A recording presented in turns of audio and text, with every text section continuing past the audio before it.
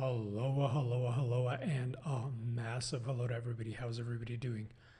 I hope everybody's having an awesome weekend, wherever you may be, whatever you may be doing, and I hope it's not over yet. So 11th of September 2016, no trade calls, no recommendations, or response to their own stuff. We're here for educational purposes only, so again, we're here just to have a chat. No trade calls, no advice. What's going on? What's going on? What's going on? So again, I think we've got a fairly interesting week coming up here. Now, I'm going to focus on a few charts, which is just to try and highlight what the most important things, or what I think are the most important charts. So the way we're going to try and do this is, if nothing much has changed on the charts I reviewed in a previous Sunday YouTube video, I'm not really going to bother updating them. Just go back. It's the same. If something really interesting's happened, or something that, the most interesting ones, those are the ones we'll focus on. And then, every month or so, we'll do a live Sunday session where we can go through all the charts. Now, coming into the data counter, it's a fairly interesting week, right? So fairly light on Monday. Everybody's waiting for, Brainard to speak. We got FOMC members speaking, so that could be fairly interesting. On Tuesday, we've got some Australian data. We got industrial production out of China, which will be fairly interesting. We got all the CPIs out of the UK. We got Draghi speaking. We got the ZEW. So not a bad Tuesday, all in all. On Wednesday, we've got more. We got crude oil inventories. We got more UK data. Then on Thursday, we got GDP out in New Zealand. So especially seeing the way, and unemployment claims out of Australia. So the way we've seen the dollar catching a bit against Aussie and Kiwi, that'll be fairly interesting to keep an eye out for.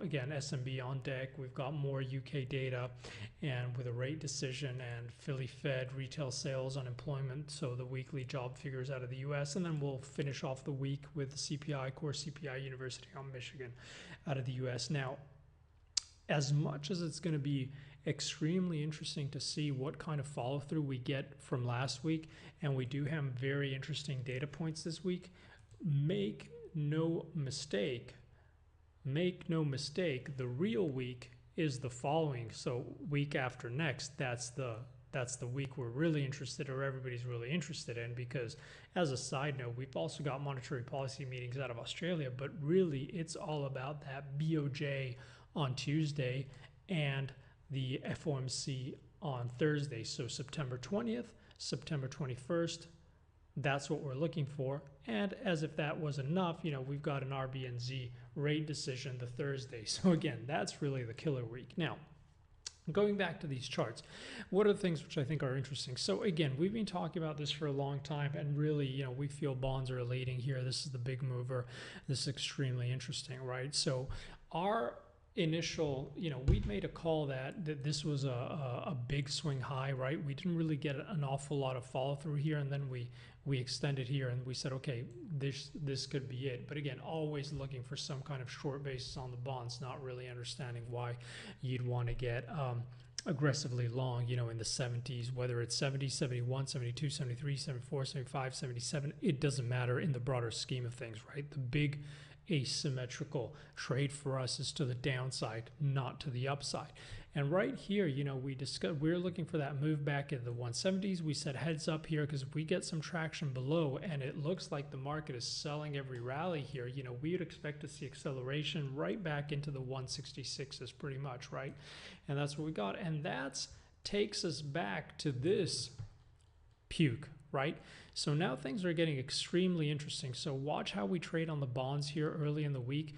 Again, stranger things have happened, so this could rally all the way back up. But the way this is trading in pure text, you'd expect any kind of rally back into any of these areas here, right, to get sold, if not to continue, continue here, and then see sellers coming in, and we'd be looking for 162s to come into play. Okay, so that hasn't really changed. That's pretty much the mid channel on a broader perspective. To show you the bigger view we've been looking at for some time, right, is we've got a couple of targets. Our primary target on the correction was back into this area, was the 166.50. Then we've got looking for this move back into the 162s. And if this really gets going, right, we break this mid channel, we'd be looking at back into the 152s, 155s to 152s. So those are the levels we're really looking at. And this would imply pretty much a failed attempt of this pure symmetrical move to finish up back in the 180s.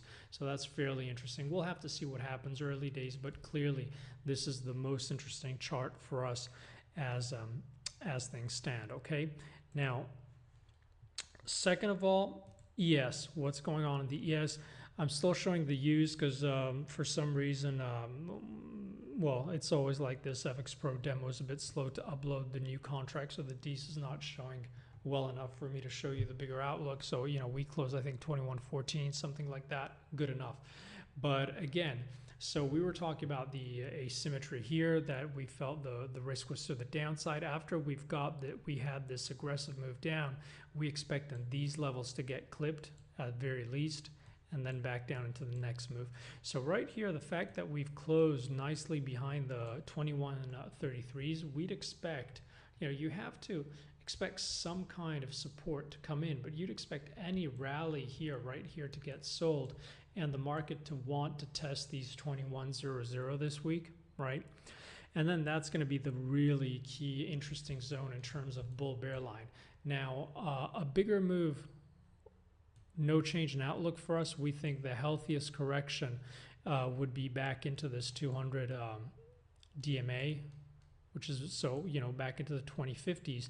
But there's clearly scope for a bigger move. Now, a lot of people have been asking, what would the bigger move be? Well, you know, you can look back on the weekly, and you can see that you're going to have this 200 on the weekly coming up here past the 1900 into the 1950s, right?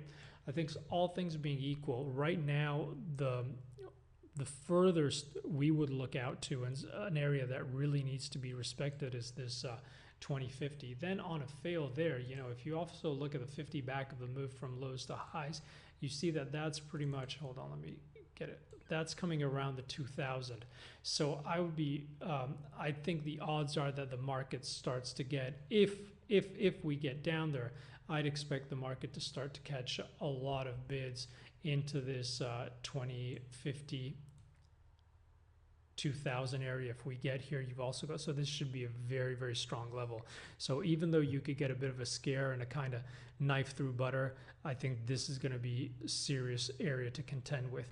At this point, this whole area is going to be pivotal for either more bounces that might or might not get sold, or a correction further down into these, you know, 1950s, 1900s, where this will come in. But for now, our focus going into the week is really how we behave around the 2100 for a move back down. I think it's very tricky to find anybody who's looking at this technically going into this week saying, hey, everything's great, everything's cheery, this is really bullish, right?